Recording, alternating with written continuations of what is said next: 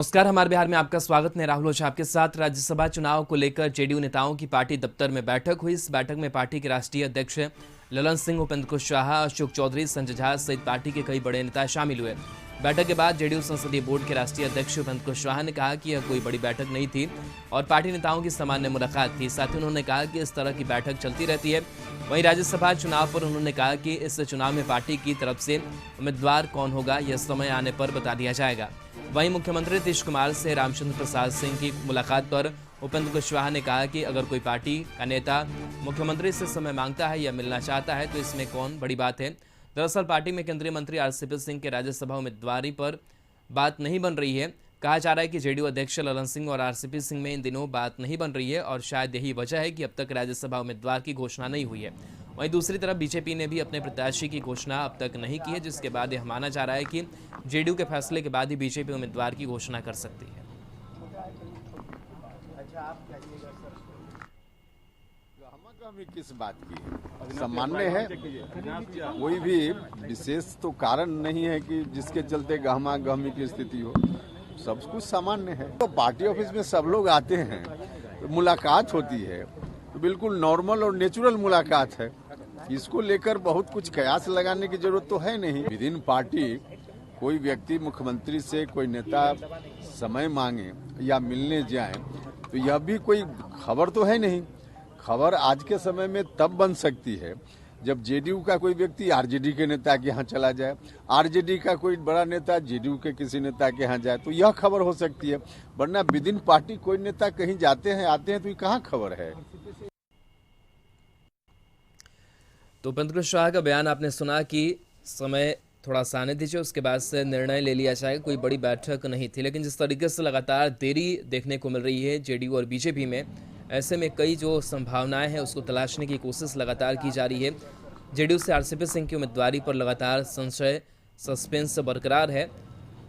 माना यह जा रहा है कि ललन सिंह और आरसीपी सिंह को लेकर के बातचीत नहीं बन पा रही है, लिहाजा इंतजार किया जा रहा है। और बीजेपी भी शायद इस ताक में है कि जेडीयू अपने उम्मीदवारों की घोषणा करती है, उसके बाद ही वो अपने उम्मीदवारों की घोषणा कर देगी। हालांकि समय बहुत कम बचा है, सोमवार आखिरी दिन है, लेकिन शायद कह सकते हैं कि आखिरी दिन, आखिरी घंटे का इंतजार जो है वो दोनों पार्टियां करती हुई नजर आ रही है, क्योंकि बात अब तक नहीं बन पाई है और अभी तक कुछ भी स्पष्ट जेडीयू नेताओं की तरफ से, यहाँ तक कि मुख्यमंत्री नीतीश कुमार की तरफ से भी बहुत बातें नहीं कही जा रही है। उनका यही कहना है कि सही समय पर सही निर्णय ले लिया जाएगा, आप चिंता मत कीजिए, सबको पता चल जाएगा।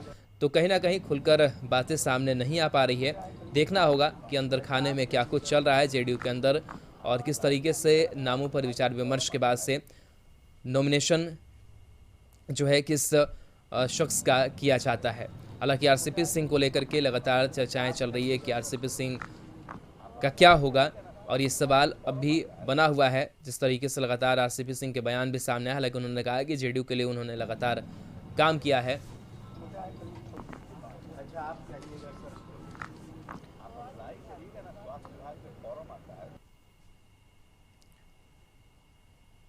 गौतम हमारे साथ लाइव जुड़े हुए हैं। गौतम, जेडीयू में देरी हो रही है राज्यसभा चुनाव की उम्मीदवारी को लेकर के।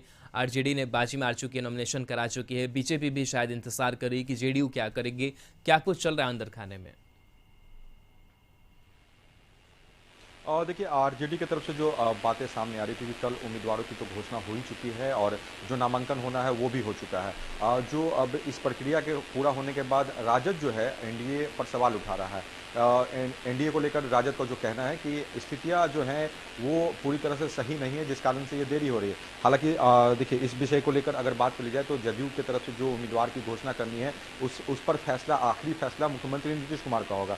पार्टी की जो बैठक हुई थी उसमें ये अधिकृत मुख्यमंत्री नीतीश कुमार को किया गया सर्वसम्मति से कि जो फैसला लिया जाएगा, माफ कीजिएगा, जदयू की तरफ से जो राज्यसभा के जो उम्मीदवार होंगे उनके नाम के चयन में अंतिम फैसला। हालांकि मुख्यमंत्री नीतीश कुमार इन तमाम विषयों पर पार्टी के तमाम जो नेता है, वरिष्ठ नेता है, जिनसे उनकी राय लेनी होती है, उन तमाम चीज़ों को प्रक्रिया पूरा करते हैं, मगर अधिकृत रूप से जो है पार्टी उन्हें जो है इस फैसले पर फैसला लेने को लेकर अधिकृत किया है। हमारे साथ बिहार सरकार के पूर्व मंत्री जय कुमार सिंह जी हैं और जदयू के वरिष्ठ नेता हैं। उनसे हम जानते हैं कि जो थोड़ी सी देरी हो रही है, आखिर देरी का कारण क्यों, कि सवाल उठ रहे हैं। बीजेपी की तरफ से तो अभी तक उम्मीदवार की घोषणा नहीं हुई, जदयू की तरफ से भी जो उम्मीदवार की जो घोषणा होनी थी अभी तक नहीं हुई। उसका कारण क्या कुछ है? जय कुमार सिंह जी हैं सर, जो थोड़ी सी विलंब हो रही है क्योंकि समय तो नजदीक आ चुका है, 2 दिन का समय बचा। देखिए, राजद का एक अपना नामांकन कराने का तरीका हमारा सब लोग जानते हैं। एक व्यक्ति हैं जिनको जो कह दिए हो गया, और उसमें दूसरी भी चीज़ है कि वो एमवाई से बाहर निकलते नहीं हैं। वो रोज़ कहते रहते हैं, अभी जो प्रतिपक्ष के नेता हैं, कि मेरा A to Z की पार्टी है। और एमवाई में भी जो नाम आया है उसको भी लेकर कई प्रकार की बातें की जा रही है। बड़े आदमी हैं, मेडिकल कॉलेज है, क्या है। हिना साहब को लेकर के बहुत विरोध भी चल रहा है कि इतने दिन पार्टी का सेवा किए और बहुत एक्सपेक्टेशन था। और यदि इस वाई की बात करें तो उसमें बहुत आयत लोगों की दिल में था कि नहीं, हिना साहब को लिया जाएगा। खैर, उनकी अपनी पार्टी है, अपनी विचारधारा है, लेकिन वो इतना हम लोग जरूर कहेंगे कि इसमें एमवाई से बाहर नहीं जाएंगे या परिवार से भी बाहर नहीं जाएंगे। हमारे यहाँ ये बातें नहीं है, जहाँ भी ये बातें नहीं है, न भाजपा में है न जदयू में है।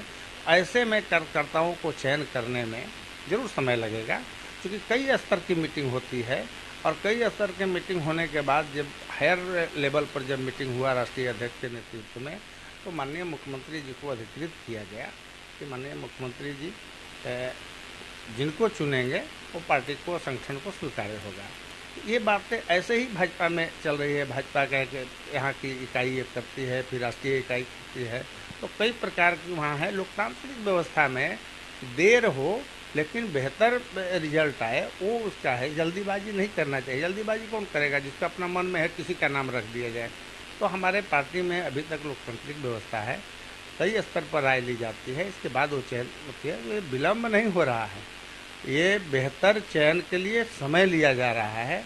कि जो ग्रास रूट पर काम कर रहे हैं, अभी हमारे राज्यसभा में रहे हैं, फिर पार्टी रही है, राज्यसभा में रहते हैं लोग, फिर उनको दूसरा काम भी दिया जाता है या उनको कंटिन्यू किया जाता है। ये मुख्यमंत्री जी उसका विचार कर रहे हैं। अभी हम लोग बहुत जल्द माननीय मुख्यमंत्री जी का एक संकेत भी आया था कि भाई हम 30 और 31 तक हम सभी चीज़ों को कर लेंगे, क्योंकि सरकार की भूमिका में है भाजपा और जदयू। कई काम भी है, सिर्फ राज्यसभा को लेकर ही ठहरे हुए हैं ऐसा नहीं है। सरकार चल रही है, मुख्यमंत्री जी जगह जगह पर जो प्रोग्राम है, व्यवस्था है, उसको देखते हुए बैठेंगे, क्योंकि वो अधिकृत किए जा चुके हैं। एक निर्णय ले लेंगे। मेरा ख्याल है कि 30 तक वो निर्णय हो जाएगा, तो 1-2 दिन का बात है। और जो प्रतिपक्ष के लोग कह रहे हैं कि विलम्ब हो रहा है, तो आप एक रिजल्ट आप देख चुके होंगे अनिल हेगड़े जी का। पूरी देश स्वागत किया है। वो व्यक्ति जौहर साहब का चहेता रहे, चंद्रशेखर जी के साथ काम किए, और हमारे पार्टी में हम लोग जब 2005 में विधायक बने थे और लगातार हम लोग विधायक रहे, तो हर बार के चुनाव का एक रणनीति अनिल हेगड़े जी करते थे, एक बड़ी भूमिका में दिखते थे। हम लोग की प्रसन्नता हुई। अनिल हेगड़े जी जैसे एक ग्रास रूट का वर्कर को भी राज्यसभा का सदस्य बनाया गया।